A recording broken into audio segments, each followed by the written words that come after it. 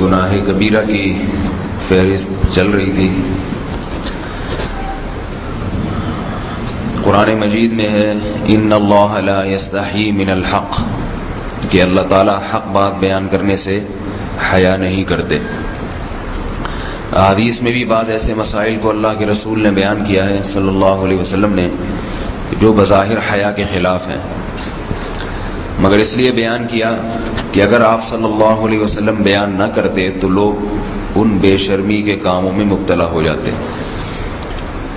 اسی وجہ سے میں بھی یہ ہمت کر رہا ہوں کہ ایک اور ایسا گناہ جس میں لوگ مبتلا ہیں، اور وہ ہے حیا کے خلاف،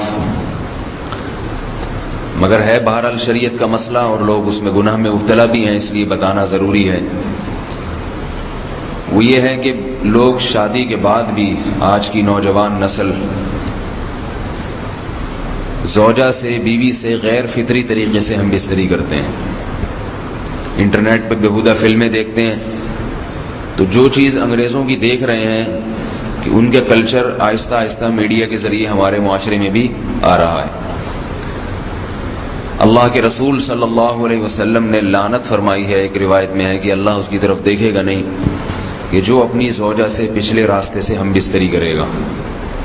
یہ بیماری بھی، یہ گندگی بھی لوگوں میں پھیلتی جا رہی ہے، خاص طور پہ جن کو لڑکوں سے بدفعلی کی عادت پڑ جائے تو وہ زوجہ سے فطری راستے سے ہم بستری نہیں کرتے۔ اللہ نے فرمایا کہ نساؤکم حرث لکم، یہ تمہاری زوجات ہیں، بیویاں ہیں، یہ نسل بڑھانے کے لیے ہیں۔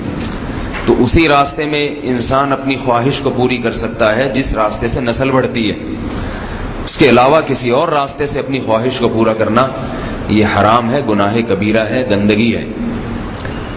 ہمارے پاس کیسز آتے ہیں، ایک پاک دامن لڑکی کی شادی ہوتی ہے، لڑکا بھی بظاہر بڑا نیک، لیکن کیا ہے، لڑکا چونکہ ٹھرکی ہوتا ہے، شہوت کا درندہ ہوتا ہے، تو وہ یہ نہیں دیکھتا کہ میں اپنی بری خواہش مٹانے کے لیے میں اپنی زوجہ کو غیر فطری طریقے پر مجبور کیسے کر سکتا ہوں، تو مجبور کرتا ہے پھر اپنی بیوی کو۔ اس میں جو عورتیں زیادہ پاک دامن نہیں ہوں، نیک نہ ہوں، یا ان کو یہ ڈر ہو کہ طلاق ہو گئی تو ہم کہاں جائیں گے، وہ پھر اپنے شوہر کے ساتھ اسی غیر فطری طریقے پر آمادہ ہو جاتی ہیں، اور اس کا عذاب اور اس کا وبال یہ ہوتا ہے کہ کچھ دنوں میں ان کو بھی اسی کی لت پڑ جاتی ہے۔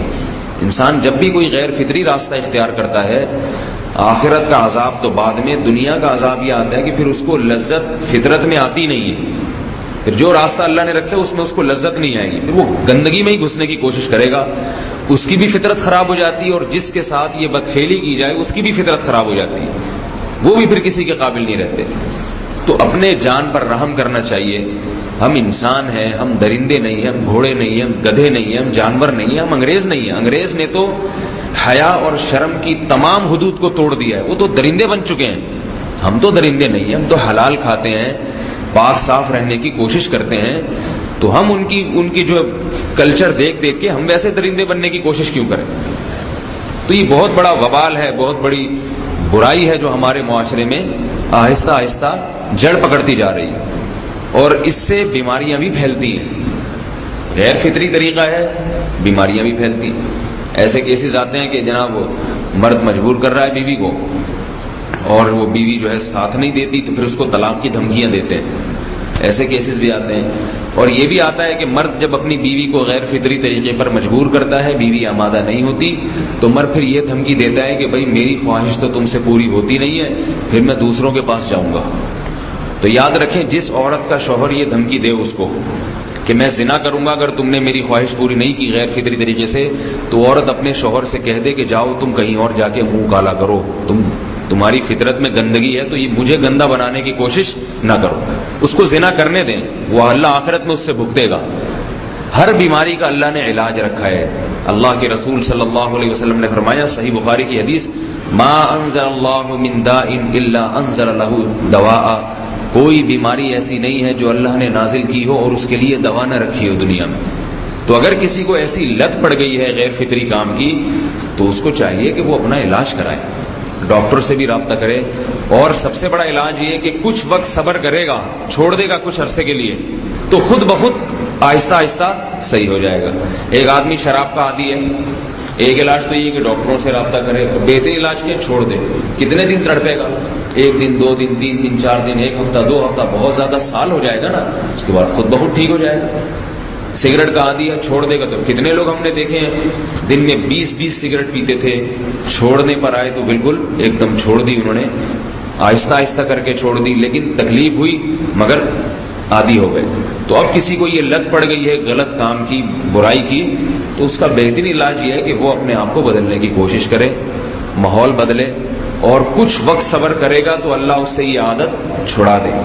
نہیں کی، صبر نہیں کیا اس نے، تو پھر اسی گندگی میں موت واقع ہوگی، پھر آخرت کا عذاب بہت سخت. نسلیں برباد ہو جاتی ہیں اس عمل سے انسان کی. تو بات حیا کے خلاف ہے، مگر یہ کہ ایک بزرگ تھے وہ بات فرما رہے تھے، تو کسی نے پوچھا کہ حضرت آپ حیا کے خلاف بات کرتے ہیں، تو انہوں نے فرمایا تم بے حیائی کے کام نہیں چھوڑتے، ہم اس چھڑوانے کے لیے بات کریں تو ہم برے ہیں، اور تم کام کرو تو بھی برے نہیں. برائی کا کام کرنے میں برا نہیں بنتا، اور برائی کے خلاف بولنے والا برا بن جاتا ہے کہ دیکھو یہ کیسی باتیں کر رہے ہیں. تو بھائی باتیں ہیں اس لیے ہیں کہ یہ معاشرے میں یہ برائی پھیلتی چلی جا رہی ہے، اور یہ ہماری اپنا کلچر نہیں ہے، یہ امپورٹ ہو رہا ہے باہر سے، یہ امپورٹ ہو رہا ہے، یہ وہاں میڈیا کے ذریعے آ رہا ہے. تو وہ چیزیں دیکھا نہ کریں اور ان لوگوں سے دور رہا کریں. ہمیں تو دین کا داعی ہو کے ان کو ہدایت پر لانا تھا، بجائے ہم ہدایت پہ چل کے دوسروں کو چلانے والے بن کے ان کے راستے پہ ہم نے چلنا شروع کر دیا. اللہ تعالیٰ ہمیں اب دیکھیں ان کے ہاں ایڈز کا مرض پھیل گیا ہے. آپ بتائیے یہ ایڈز کا مرض ہمارا ہے کیا؟ یہ بیماری ہماری ہے یا ان کی ہے؟ ہمارے ہاں بیماریاں ہیں، کھانسی ہے، نزلہ ہے، ٹھیک ہے نا، بلڈ پریشر ہے، شوگر ہے، یہ بیماریاں ہماری ہیں. کوئی اللہ کا شکر ہے گندی بیماری ہمارے ہاں نہیں ہے. جتنی گندگیاں ہیں وہاں سے آ رہی ہیں. ایڈز کا مرض وہاں سے امپورٹ ہوا ہے. وہ ایڈز کا مرض اسی بدفعلی کی وجہ سے پیدا ہوتا ہے، اسی سے جراثیم پیدا ہوتے ہیں، اور اتنا خطرناک مرض کہ ایسے متعدی ایسے پھیلتا ہی. افغانستان میں ایڈز کا ریشو 0 تھا، 0. وہ جانتے نہیں تھے کہ ایڈز کا مرض ہوتا کیا ہے.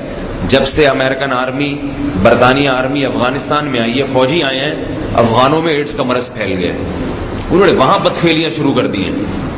تو وہ تو حالانکہ ان کے لیے زنا کتنا سستا ہے نا ان کے لیے زنا، پھر بھی وہ لڑکوں کی طرف مائل ہوتے ہیں. تو اتنی گندگی، ایسا گندا جب انسان بن جائے پھر اللہ اس کے وجود کو برقرار نہیں رکھتے، اور رکھتے ہیں تو پھر آخرت میں سزا دینے کے لیے اپنے آپ کو ان گندگیوں سے بچانا چاہیے، حلال پہ اکتفا کرنا چاہیے. اللہ تعالی ہمیں حلال پہ قناعت کی توفیق عطا فرمائے اور پاکیزہ لوگوں میں ہمارا شمار فرمائے.